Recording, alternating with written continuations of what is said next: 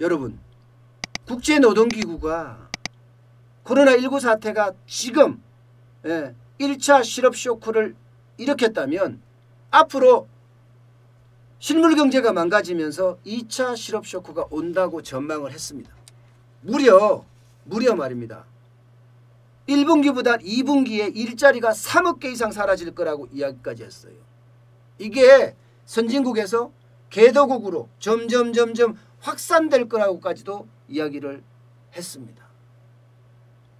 그만큼 지금 실물 경제의 충격이 점점 심해지고 있다, 이렇게 보고 있습니다. 그 이유는 바로 각 국가들이 봉쇄 조치를 한 거예요.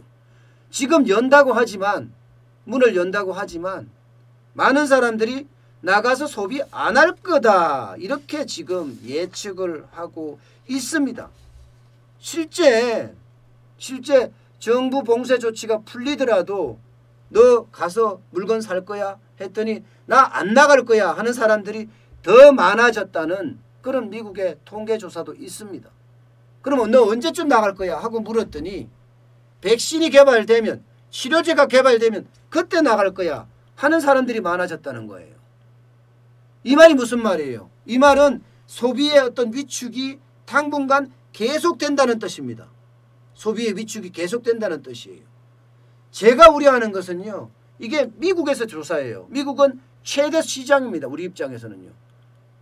우리는 직접 수출하는 수출 비중이 12%에서 15%밖에 안 되지만 중국에서 수출하는, 그래서 우리가 중간재를 중국에다 수출하는 비중이 굉장히 높거든요. 유럽도 마찬가지입니다. 치료제나 백신이 개발되지 않으면 안 되겠다, 그런 이야기가 계속 나오고 있으니까 말입니다. 람데시비르, 줄리어드인가요? 미국의 제약회사 줄리어드에서 개발했던 에볼라 치료제가 이게 코로나19 치료제가 코로나 치료제가 된다, 이런 말은 있지만 그것도 30%밖에 효과가 없다는 이야기가 나오고 있습니다. 완전한 치료제는 아니라는 거죠. 완전한 치료제는. 그렇게 생각하니까 실물 경제에 대한 충격은 점점 커질 수밖에 없다, 이런 얘기예요. 실제로 미국에서는 보면요, 지난주에 380만 명 이상이 실업수당을 신청했어요. 380만 명 이상. 지난 6주간 실업수당을 신청한 건수가 3,030만 건이 넘습니다. 3,030만 건이. 유럽도 마찬가지예요. 독일, 프랑스 등에서 유럽 5개국만 봤을 때도 3,500만 건 이상이 정부 지원을 받아서 일자리를 유지하고 있어요. 이게 소비가 진작에 안 되기 때문에 결국은 이들이 실업자로 전락을 할 거다. 실업자로 전락하게 되면 소비를 안 할 거다.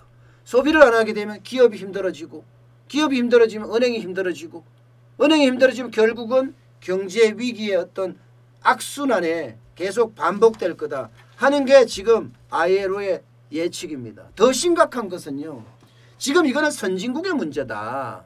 선진국의. 신흥국이나 개발도상국은 더 심각하다. 왜? 선진국에 있는 사람들이 개발도상국이나 신흥국에 투자했던 자금을 빼기 때문이다. 빼기 때문에 개발도상국은 더 큰 위기를 봉착할 수도 있다. 결국은 실물경제가 개발도상국 발 혹은 신흥국 발 위기가 오지 않겠느냐 하는 예측까지도 지금 스스럼없이 내놓고 있습니다. 그만큼 선진국에 이어서 개도국, 신흥국으로까지도 확장되고요. 그게 대한민국으로 안 오리라는 보장은 전혀 없습니다. 무조건 옵니다. 대한민국은 수출 주도의 국가예요. 유럽에다 팔고, 미국에다 팔고, 중국에다 팔고, 이런 수출 주도의 국가입니다. 그런데 이들 국가들에서 소비가 점차 늘어난다면, 이게 빨리 V자 반동으로 일어나줘야 되는데 점차 서서히 늘어난다면 우리 기업도 서서히 죽어갈 겁니다. 여기에다가 개발도상국들 코로나 치료 제대로 못할 가능성이 크고, 잘못하면요 홀로코스트라고 얘기할 정도로 코로나 홀로코스트가 일어날 수도 있습니다. 아프리카, 라틴 아메리카 충분히 홀로코스트, 코로나 홀로코스트라는 이야기가 나올 수도 있을 정도예요. 아직까지 더 봐야지 알지만 지금 아프리카나 남미 쪽으로 지금 가고 있거든요. 코로나 전염이 말입니다. 이렇게 됐을 때 거기는 방역 체계가 형편없습니다. 그러면 더 심각한 위기를 맞을 수도 있습니다. 이게 국가 간에도요. 선진국과 후진국의 차이에 따라서 엄청난 피해 규모도 완전히 달라질 수 있는 그런 상황까지 생깁니다. 그렇게 되면 대한민국 입장에서는 거기도 우리는 수출을 하고 있는 나라예요. 그럼 거기도 수출이 막혀요. 그러니 제가 실물 경제가 충격이 온다는 이야기는 오래전부터 했고 실제 이제 증시에서 또 반영이 되는 거예요. 1900이 떨어졌잖아요. 1900이 깨졌잖아요. 이제 증시에서도 이제 겁나는가 보다. 이제 실물 경제의 충격을 본격적으로 느끼는 것이 아닌가 생각될 정도로 증시에서도 반응을 보이고 있습니다.